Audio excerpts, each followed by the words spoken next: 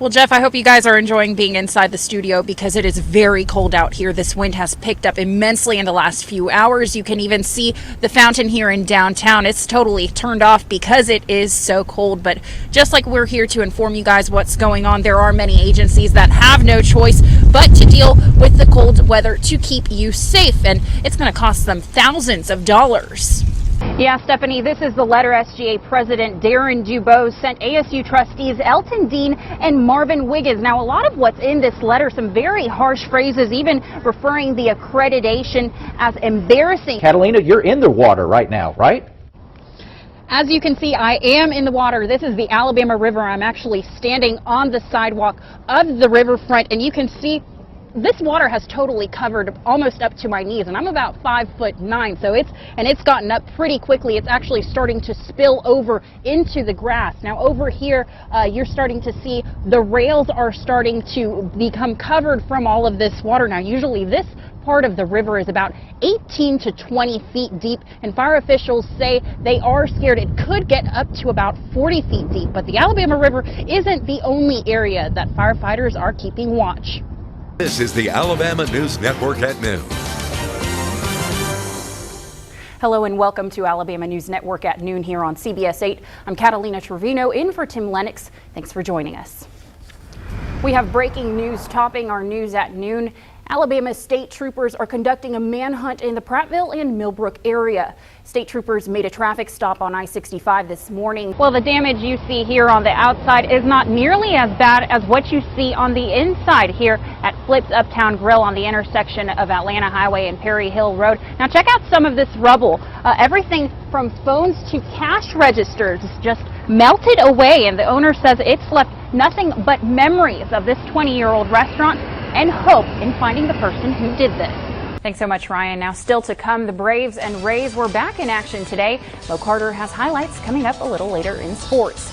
But first, families of the victims of the crashed Malaysian airline Flight 17 are desperately seeking the return of their loved ones' bodies.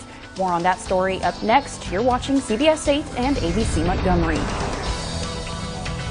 On CBS 8. What did you find out from the superintendent today, Catalina? Right, well, not only talking about plans, but also changing the mindset of teachers and the community. Now, she really emphasized focusing on students and their progress and making sure they're learning in a safe and fair environment. She wants parents and the community to know that the school system is doing everything they can to not live in the shadows of what happened back in 2012, those grade-changing allegations. Right now, there's about 240 government employees in Elmore County, all being housed in what's supposed to fit about a fourth of that, many of them in tight spaces like here at the tag office. I'm actually standing in about 3 feet of space, but the county commission says that could soon change. It seems simple, not buckling up, but not doing this is the reason why 70% of drivers die from traffic accidents in Alabama. So state troopers say they're on the watch to make sure you're buckled up and not distracted while driving. So yeah, I'm in front of St. James Missionary Baptist Church, where we spoke to the witnesses who say they found the baby. They say they found him behind this St. James sign. They found him inside the carrier, infested with ants, sunburnt and crying. But luckily we did speak to police, and they say that the baby is healthy. The baby is still alive. Those witnesses say that when they found the baby, they came to Bellingrath Middle School, which is right next door to the church, to alert someone for help. That's when we saw police and medics arrive to the scene. Now, the witnesses also tell us the baby looked like it had, as I said, had been sunburnt, but once again emphasizing the baby is healthy. Now, 2 people were taken into custody for questioning, and family members say they are the mother and father of the 5-month-old baby boy. We spoke with the baby's grandmother, who tells us the baby had been missing since Sunday. Here's what she told us. I knew that she'll come.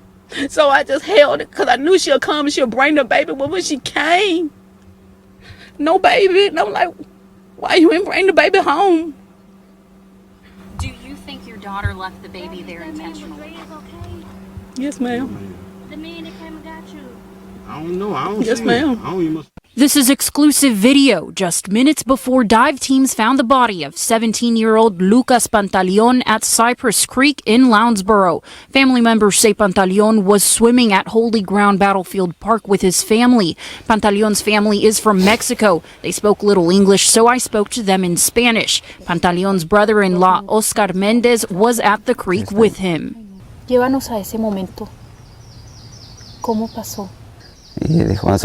Mendez told us, he said, "I'm going to have a race." "That's fine," I said. And then he went and got quite ahead. And then I don't know what got into me. I went back to fishing. During that time, he started struggling in about 14 feet of water and went under. And once he went under, no one was able to know exactly where he was at, and no one was able to cover him or save him. The Chilton, Elmore, and Montgomery County dive team assisted the Lowndes County Sheriff's Office as they searched the waters for Pantaleon. They say he was underwater for about 18 hours before they were able to recover his body, which was found 13 feet from the shoreline. Cuando viste el cuerpo de tu hijo, ¿cómo fue ese momento? Él pena llegó. Él vivió en México y pena llegó aquí. He says he just got here. He lived here only months. He just got here. He lived with us only 6 months. I feel hurt right now. Just 6 months he lived here, and he's dead.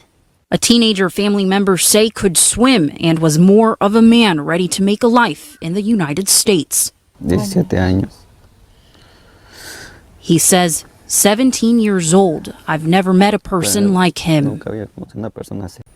A picture is worth 1,000 words. You've probably heard that saying, and that's exactly what Edward Feider, founder of the Faces of Diabetes, believes. So it's why he's going across the Southeast to not just take photos of people who have diabetes, he's also telling the story behind them. Edward Feider's passion goes beyond just taking photographs like these. When you look at them, they may seem like just a good shot, until you learn the people behind these photos and the man behind this lens are all fighting for their lives. They suffer from diabetes. I want them to feel, that it's only as bad as you make it. And he wants to make things a little bit easier for those who suffer from the disease. It's why he created the Faces of Diabetes, a nonprofit organization created to capture the real stories of diabetics, documenting and photographing their daily lives. Feider travels all over the Southeast to do that in hope of changing society's mindset on diabetes. Some people don't know how to, deal with this the way that I and other people deal with it. We're hoping that this kind of project will help change those kind of minds. Reaching people all over the world with this book of faces and stories that hopes to be published by January 2016. These are photos of diabetics from the Southeast Feider has taken. And for those he can't reach personally, a website, facesofdiabetes.com, where diabetics can post their own photos and stories. There's 25.8 million diabetics in America, according to the ADA. There's no reason I should not be able to get a story a day. That's one of his goals, so that every face and story behind one of these tubes gets a chance to see a little humor and emotion behind every single blood check. To show them that, hey, there's an army of us out there, you're not alone, and so I want this book to help those people cope with it. And Feider says he doesn't want to limit the photos in the book to just diabetics living in the Southeast. So now that the organization has received its nonprofit status about 2 weeks ago, he wants to raise $20,000 by this time next year to spend 2 months traveling across the nation. Governor Bentley saw the problems for himself when he recently toured Tutwiler, but you could tell just how personally affected he was when he heard this inmate's account. This is Governor Bentley hearing a clip we showed you last month after an inmate called us from Tutwiler Prison for Women. Like if you're coming out of the shower, if they doing their count or walkthrough or something, they'll say, you got a nice body. How old are you? Or got a nice set of you got a nice you got nice legs. Now that comes, straight from an inmate. What are your thoughts there? You hear something like that. I think that anytime you hear things like that, that's disturbing. One of the problems that I see out there also is the lack of privacy. I see the fact that we don't have enough women guards, but we're working on that. Governor Bentley says the prison does not need male correctional officers guarding women in the bathroom. He says he's talked to Prison Commissioner Kim Thomas about stopping that. He says more than 300 additional cameras will be installed by July, and with about 700 inmates at Tutwiler, he says overcrowding is a problem. We're looking at a facility called Tarwater, which is not far from there. And this is more cottage-like dormitories. And we want to renovate that. And he hopes to move some inmates there by the end of the year. Governor, do you still have confidence in your prison commissioner? I do. I think he's done a very good job. You know, he's been in the system a long time. I understand that. And some people think that if you've been in a system a long time, then you're part of the problem. But he has come up with many good ideas. In fact, there are 58 ideas that he has come up with, including the camera system. Governor Bentley says the prison culture has to change. He says prisoners need to know they can report this abuse. He says while he was at Tutwiler, he personally checked the prison phones to make sure abuse was being reported.